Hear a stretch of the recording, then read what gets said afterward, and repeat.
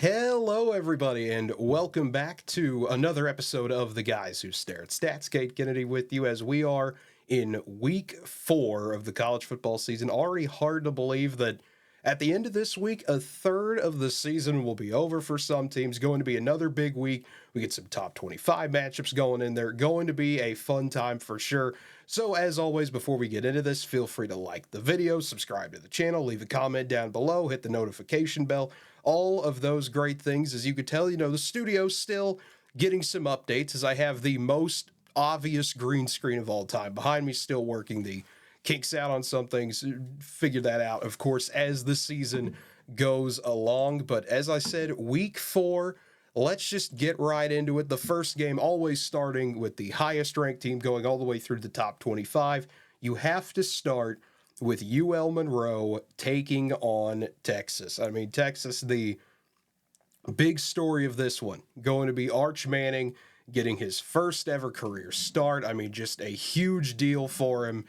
And he's playing a good team to get a warm-up against. I mean, you saw what Texas was able to do last week against UTSA. They're 44.5-point favorites in this one, started at 45.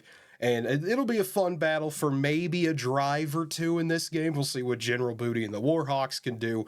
But obviously, as you look into this one, not a whole lot there. You look at the last few opponents, UL and Monroe. I mean, good start to the season, obviously. Wins over Jackson State and UAB. You look what Texas has done, though. And the Longhorns will have absolutely no problem in this one. They should easily roll. No matter who you put at quarterback in this one, Texas should get to 4-0 pretty quickly. And the first few games kind of follow this similar pattern that we're going to talk about. The next one, Ohio State playing Marshall. This is the big noon kickoff game on Fox. And I think that's more of an intriguing talking point than anything you're going to find in this game. Ohio State's 39.5-point favorites for a reason. This is another tune-up game for the Buckeyes, similar to Akron, similar to Western Michigan. Just continue to figure out what works, what doesn't, get Will Howard a little bit more confidence, get him more connections with the receivers, let Quinshon Judkins do his thing in the first half. You should be able to rest everybody, get to see again what the second stringers, what the third stringers can do as well. Ohio State, no problems here. They should cruise over a Marshall team that is not that great, to say the absolute least. But now we move on to the next one to look at. Ole Miss, number 5 in the country, taking on a Georgia Southern team that we've seen them put up points. They did it earlier in the year, as you could see there in that last 5 mentioned against Boise State. Was able to drop 45 on them. Got wins at Nevada, South Carolina State, but Georgia Southern, once again, similar to kind of what we mentioned about Marshall moments ago, there's a reason why they're 36.5-point underdogs. Ole Miss is special this year. This is one of the best Ole Miss teams that they've put together in a long time. And Ole Miss, once again, comfortably going to win this one. Just another great day to get the guys out there, get some more reps for them, really see what continues to work and what doesn't, as the Rebels getting closer and closer to conference play. And the next game to get to, of course, is the big one. Tennessee, Oklahoma, game of the day, Saturday Night Football on ABC. College Game Day is going to be in Norman for the first time, in 12 years. Yes, they were there for Bedlam in 2020, but it's one of those, I don't really like to count that season. If there's no people there, it's really not a true game day atmosphere. And to me, this has been the big game for Oklahoma. This has been ever since you announced, you're going to join the SEC. You're going to play these big games. This is the one that I've kind of had circled. It's Josh Heupel's return to Norman. It's going to be a massive deal. You're playing a top 6 team.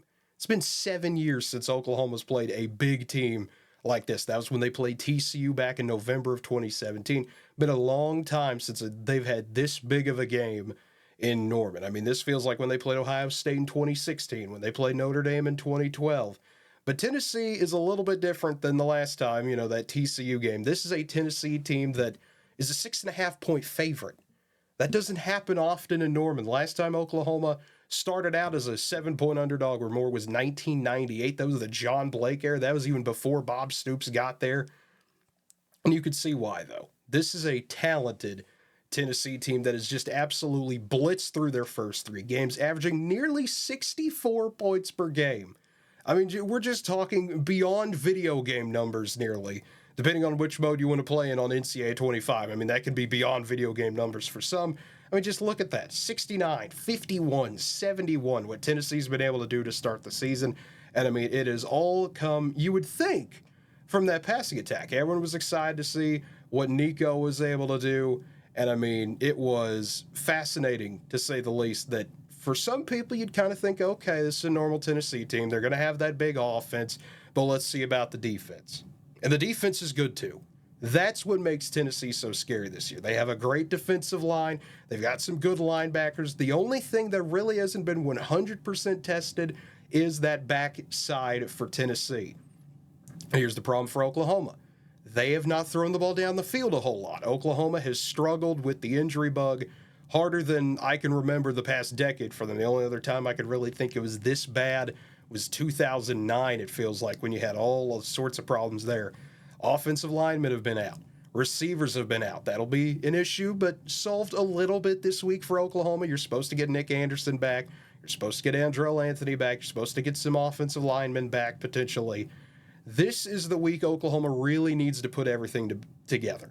Can they stop the Tennessee passing attack? But more importantly, can they stop Sampson, the big running back for Tennessee? If they have any shot of winning this game, if Oklahoma has any possibility of pulling this one off, they're going to have to stop that rushing attack as much as you can. You're not going to be able to 100% shut it down, I don't think, but keep it manageable as much as you can. Oklahoma's offense is going to have to step up. It absolutely is. You're going to get burned a few times on defense. There's no one, I think, that's coming into this game thinking Oklahoma's going to shut Tennessee down 100%. That'd be foolish to think. You're going to have to be able, though, to put 30 points on the board to beat Tennessee. It's going to have to be done. If Oklahoma can do that, the possibility is there for them to win this game.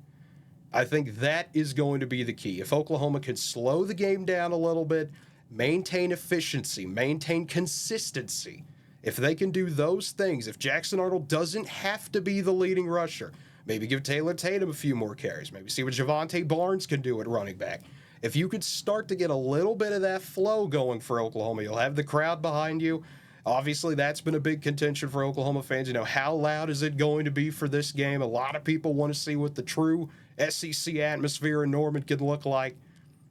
And I'm excited for it. This one's going to be a fun one to be at. I'm excited that I get to go to this one. Might have some content from the game there. We might upload something to the channel about it. We will have to wait and see for that. But I think, unfortunately for Oklahoma, as much as it pains me to say, as an OU fan, I think Tennessee's going to win this game. And I think they're going to win this game by double digits. I think Tennessee, this is their year. This is a year in the SEC, a lot of teams, it feels like can be their year. Tennessee is well put together. They are the well-oiled machine. There's no other better way that I can say it. They have the offense. They have the defense. They have everything they need to come into this game. And with Oklahoma still trying to jumble pieces around, we don't know how well Nick Anderson will look. We don't know how well Anthony will look. We know they'll obviously be good enough to play, but that doesn't necessarily mean they're 100%. If Oklahoma can get that consistency together, I think they can easily make this a game. I still think this will be a good game for a half, but Tennessee slowly starts to pull away in that third quarter and really gets to it and gets a double-digit win in Norman by the time we get to quarter number 4 and reach the end of the ball game. But the next one to move on to, not as big of a game, of course. It's SEC Network game. Vandy taking on Mizzou. Last week, if you would have told me about this game, I would have said, well, you know, this could be a fun opportunity. But Missouri's now a 21-point favorite in this one, and you look at why. Vanderbilt lost to Georgia State.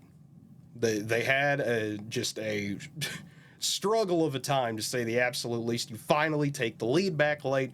Georgia State scores near the end of the game. We're talking inside the final minute.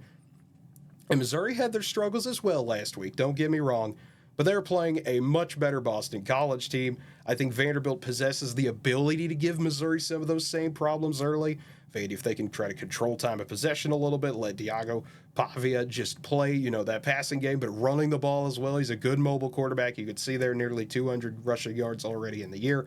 If you let Vandy control this game early, that upset potential is there. I think Mizzou's learned from their mistakes last week. They don't get caught with that slow start again. I think Missouri comes out, and they don't necessarily crush Vanderbilt, but they do enough to get a lot more comfortable win than 6 points last week. Next one to get to, Miami and South Florida, a interesting one. I mean, this is one that on paper you look at, most years it's okay. It's USF. There's not a whole lot going on here, but they're starting to get to where they want to be as a program. They had another game against Alabama that don't let that 42-16 down there fool you. They have the ability to just hang around, force a couple turnovers, make this a game. I would not be shocked if that 17-point spread you could see on your screen there for Miami, would not be shocked if the Bulls cover this one. This is the big ESPN night game. I just don't think they have it in them to win. I would not be surprised in the least if those go similar to that Alabama game, where it's a close game and you look at it and go, that's a little bit funny at halftime. Is that really that close? Is that really happening right now? But Miami, where there's a will, there's a way, and there's a lot of will on this Hurricanes team right now. They will get the W. And what could be an interesting one. You never know what's going to happen when two Florida schools get together. Anything can be a possibility when that happens. And speaking of anything being a possibility, that is the exact opposite for this game. Kent State, Penn State, Big Ten Network, middle of the day. Penn State's 49-point favorites. Kent State, I don't know what else there is to say about Kent State. You lose, you get blown out by Pitt. You lose to FCS St. Francis. Tennessee dropped 65 on you in the first half. Could have scored 100 if they really felt like it. You were lucky you only got 71 dropped on you. And I hate being that critical to a MAC team because I enjoy the MAC. MACtion is great. But an 0-3 Kent State team, 49-point underdogs going into Happy Valley. It is not going to end well. This is another just tune-up game for Penn State. This isn't going to be as big of a challenge as Bowling Green was. Penn State had the bye last week. I think this could be another blowout of the week scenario if you look at it. If you really want to watch that type of game, go for it. But I think at the end of this one, if you're a Penn State fan, watch it. If you're anyone else, this is not going to be a fun one to keep your eyes on. Unlike the next game we're talking about in that 3:30 Eastern, 2:30 Central window, it's USC taking on Michigan. And USC 5-point favorites going to the Big House. You don't see that happen a lot. And Michigan making the quarterback change now, going away from Warren, bringing in Alex Orji. And I want to see how Michigan plays in this one. This is going to be a really intriguing matchup because we know what's there for Michigan, that defense. That defense has continued to play well throughout the season. And I think everyone going in knew, from the time we did our preview video to coming into the Texas game, everyone wants to see, can Michigan's offense do something? And I mean that in the nicest way possible. Can they have a pulse? We saw what happened last week. 3 turnovers against Arkansas State. You had a 28-3 lead. Arkansas State comes back, makes that look way closer than it should have been. And on the other hand, you've got USC. Miller Moss is playing well. A lot of receivers are getting their reps in, having a good time so far. USC got a shutout over Utah State. That hasn't happened in 13 years. USC doesn't get shutouts. This is Lincoln Riley we're talking about. He's not a guy known for defense as a head coach. He's not a guy known for that at all. But what USC's been able to do defensively so far in their first 2 games has been shocking. And I talked about it a little bit in some of the AP reaction videos. It's that consistency. It's that ability to just make tackles and not look completely lost when you get out on the field. If USC can bring that same energy of just playing basic, consistent defense, they should be fine in this game. But if you let a mobile quarterback, which Orji is, to his credit, if you let him get going, break out a couple of runs, gain some confidence, allow that pass game to finally open up just a little bit, Michigan has the opportunity to take advantage. I would not be shocked if this is a down-to-the-wire game. Michigan's defense will keep them in this for a long time. They might have a little bit more success on offense. But at the end of the day, I think USC, I don't think they're going to win by 5. This might be a 3-point win for them, another nail-biter. But I think the Trojans are able to come in and get the win over Michigan. And then we've got another big one to get to. Going back to Oklahoma. It's Oklahoma State and Utah. We don't have this often in Oklahoma. As someone who lives in the state, this is a very fun week for us. We very rarely have a massive OU and Oklahoma State game on the same day, so this will be a lot of fun for the state. Oklahoma State, 2.5-point favorites over Utah. Cam Rising supposed to be back this week for the Utes. As of Thursday night, as I'm recording this, he should be good to go. Of course, if something changes Friday, that'll make me look stupid by the time you watch this video. But either way, giant Big 12 opener here, going to be 3 o'clock in the afternoon on Fox here in Central Time. And this is one of those weird ones because Utah feels like that team. You know, a lot of Utah fans are very confident in how the Utes can come in and win the Big 12 year one, as they have every right to be. Utah is a fantastic team. The defense is usually stout. We know that's going to happen from Kyle Whittingham coach team. Cam Rising being back this year was a lot of excitement there. But Oklahoma State has the weapon of Ollie Gordon, one of, if not the best running backs in the country. But Ollie Gordon hasn't really been going yet. If you watched, South Dakota State, Arkansas, Tulsa, teams have realized if we just put 7, 8 in the box, we can contain Ollie Gordon. And for some reason, Oklahoma State still doesn't want to use the concept of outside runs a whole lot. This has to be the day you break that out. Utah can control the game if they make Oklahoma State one-dimensional, because Alan Bowman is not going to beat you. He cannot single-handedly beat you. That's not who he is. But if Ollie Gordon's able to get going a little bit, Oklahoma State gets some of that outside run game, allow them to start to open up that passing game. Then you can get beat by Brennan Presley. Then you can start to get beat by Woods. Then you can start to get beat by Stribling. You can start to let all these receivers open up, and Oklahoma State can really employ their offense the way they want to. Same thing can go for Utah, though. If Cam Rising can play well, if he can just keep doing his thing. Doesn't need to do a whole lot. Just make sure he's out there, manage the offense, get his runs when he needs to, get some solid passes. Utah's going to have a strong run game. They're going to have a strong defense.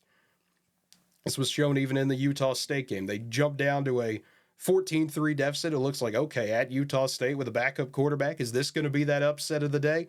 No, because Utah responded. They were able to clamp down defensively. The offense showed up. But at the end of the day, with this one, Oklahoma State being at home, Boone Pickens is not a fun place to come into. It really is not. There's several big games at Oklahoma State this decade. Oklahoma State, that crowd just puts them over the edge. It will be an amazing atmosphere in Stillwater. I think riding that high, I think Ollie Gordon finally gets going in this game. Oklahoma State opens up the playbook a bit more. And I think the Cowboys able to get to 4-0 and get that big win over Utah that Oklahoma State fans, a lot of them, have been waiting to see ever since Utah joined the Big 12. But the next one we get to go to, staying in the Big 12. Kansas State at BYU. This is your late night game, 9:30 Central. Still not used to seeing that for the Big 12. I mean, even just watching Oklahoma and Texas last year didn't really have a whole lot of that late night madness, but, this is the only game on in that time slot. Everyone will be watching this who is still awake at the time. I mean, it'll be 10:30 Eastern. Some people will be going to bed, but you really want to keep an eye on this one at least for a quarter or two. Because BYU late at night, they have the ability to do some crazy things out in Provo. They have had some fun wins out here late at night. Kansas State, 7-point favorites in this one, and there's a good reason why. Kansas State has an amazing quarterback running back duo. Avery Johnson, DJ Giddens, just so much fun to watch. If Kansas State can start running the ball well, play good defense, that's been the K-State motto for forever.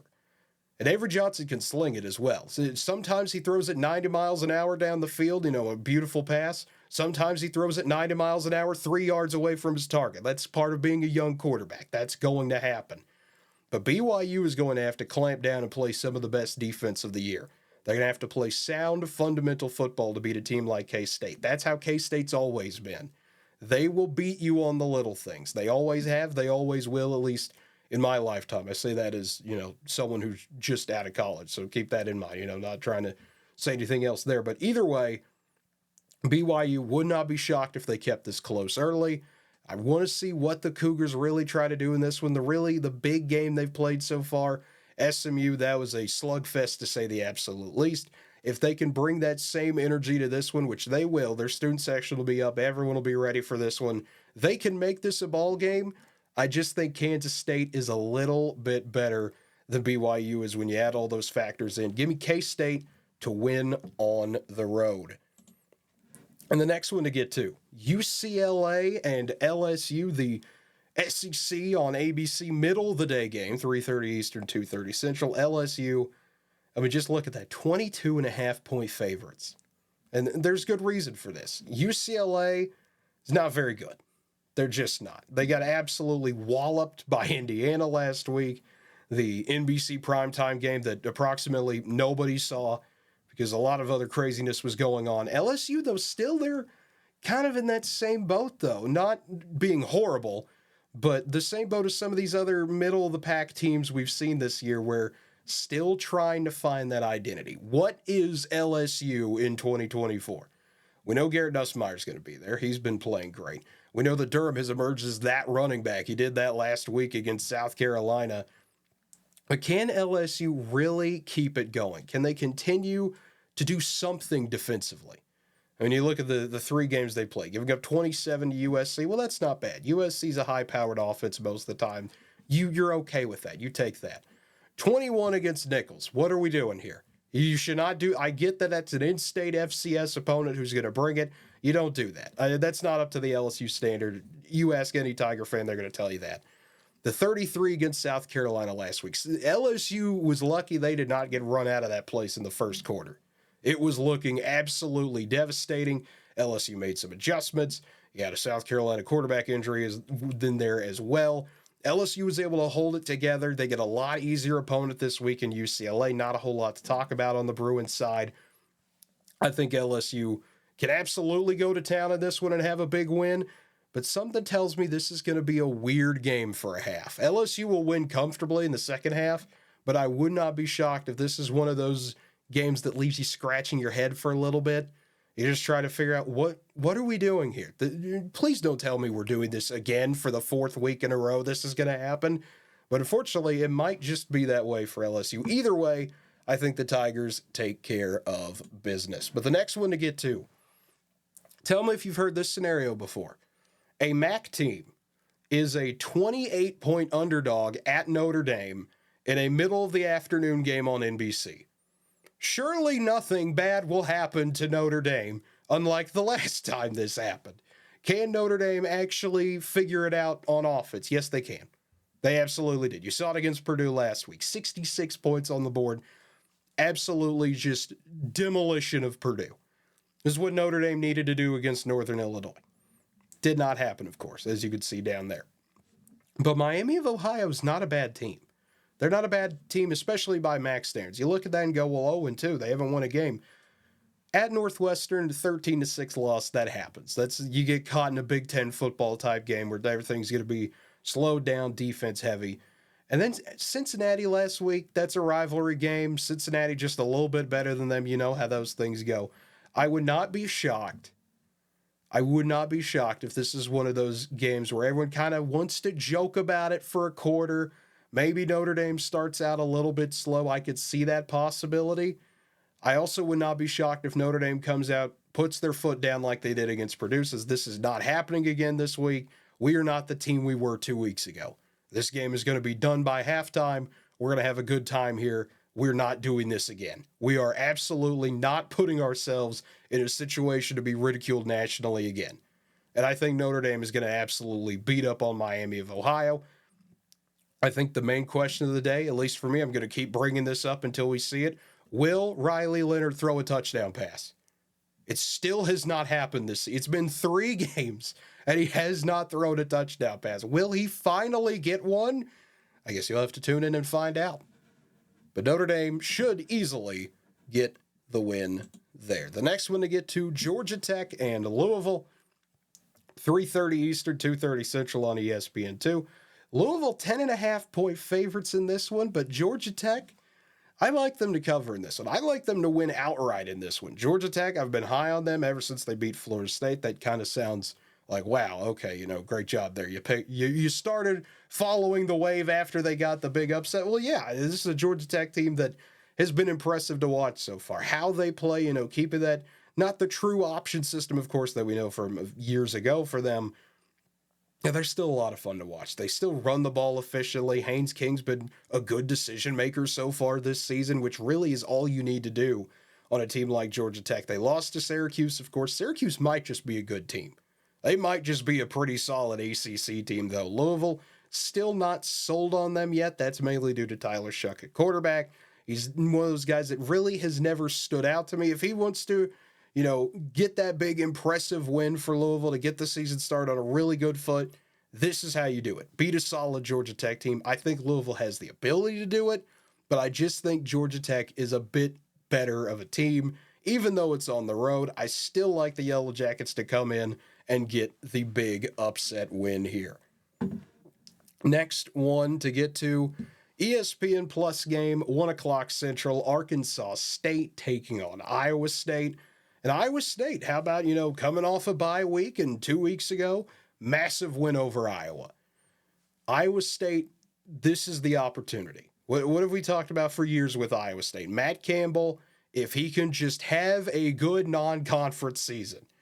You think of it almost as two different seasons. There's non-conference and there's conference. Matt Campbell's teams always seem to struggle in the non-conference. Obviously, Iowa's a difficult game. That's a big rivalry. No shock there. They always seem to underperform in one other game and then really make that jump going into conference play. If you can take care of business against Arkansas State, like I think Iowa State will, you present yourself the opportunity of, hey, we're 3-0, we're going into Big 12 play, we really have an opportunity to do something here. Iowa State's been great defensively. Obviously, the Iowa game, you have the big comeback. The offense has been there. Rocco Beck's been playing well. Osama's been running the ball, not 100% efficiently, but that's what happens when you play a good defense like Iowa. You can see there the 22 carries, 94 yards. But Jalen Noel, he's been someone that I've been talking about. If you watch the Big 12 preview video, I said it there. Iowa State has some receivers that they can absolutely unload on people with. If they can get them out in the open, make some big plays, that has been happening. I expect Iowa State to continue that here on Saturday. They get the big win and go to 3-0. Next one to look at, NC State and Clemson, the Textile Bowl. Tigers 18.5-point favorites. This is the first game of the day on ABC, noon Eastern, 11 a.m. Central. And this is going to be an interesting one. Not really in terms of how I think it's going to go positively for either offense. This is going to be a slugfest of a game, I feel like. Clemson, we know what to see from them. Cade Klubnik had a career day against App State. Obviously, if you watched App State tonight, they got absolutely trashed by South Alabama. That might just be an App State who's really bad defensively problem. Of course, we'll have to wait and see. But for NC State, switching things around, still going out there with C.J. Bailey, quarterback, his first career start, was able to come in against Louisiana Tech for an injured Grayson McCall. And Clemson's defense is not the ideal challenge for any quarterback in their first ever start. This is still a nasty Clemson defense to have to deal with. I would not be surprised if this is one of those NC State just cannot find their footing at all offensively, while Clemson really just doesn't have to do a whole lot. NC State's not a bad defense by any means, but they're not amazing either. Clemson could just slowly wear away NC State. They will get the win here. They may not cover that 18.5. It is a rivalry game. NC State's going to hit this with everything they have, but I would not be shocked if this is one of those you can tell Clemson is going to win, even though the score might just look close at times, similar to Georgia-Kentucky last week. It could be one of those, okay, this is a weird 3-point game in the third quarter. We know what's going to happen. There have been similar games like that. Georgia-Clemson even, and a different example of that. First half, oh, okay, it's a tight game, but you know Georgia was going to pull away. I would not be shocked if this is another example of that. Clemson will, at one point, pull away in this one. They will get the win over NC State. But the next one, how about a little Friday night football? Illinois and Nebraska on Fox. Big night game there, 7 o'clock Central. Nebraska 7.5-point favorites in this one. And there's a lot of reason to be excited in Lincoln for this game. First of all, kids have school off Friday. It's a virtual day on the Nebraska campus. They want people out excited for the game. They want the tailgates to get going. This is a giant game for Nebraska. It's been a long time since they've had a ranked matchup, I believe over a decade, since a top 25 game has been played in Lincoln. They're excited for this one. They've got every reason to be. Nebraska already had one statement game this year. They beat Colorado. Illinois already had one big statement game this year. They beat Kansas. And not only did they beat Kansas, they forced 4 turnovers in that game. They forced 4 turnovers against Eastern Illinois.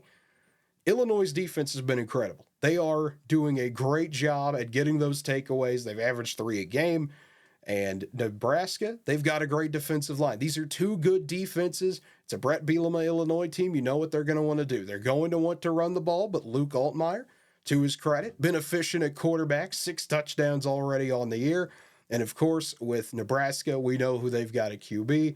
It's Dylan Raiola. He's been fantastic as well. This should be a really fun game. This really should. This will be one of the best games of the week. Not going to call it the game of the week, mainly because the last time I did that, it absolutely turned into a disaster, turned into that K-State Arizona blowout. So I'm done on calling Friday Night Fox games game of the week until they could prove to me that they are. But Nebraska, I think this is one they'll slowly pull away, and I think they're just slightly more talented than Illinois is.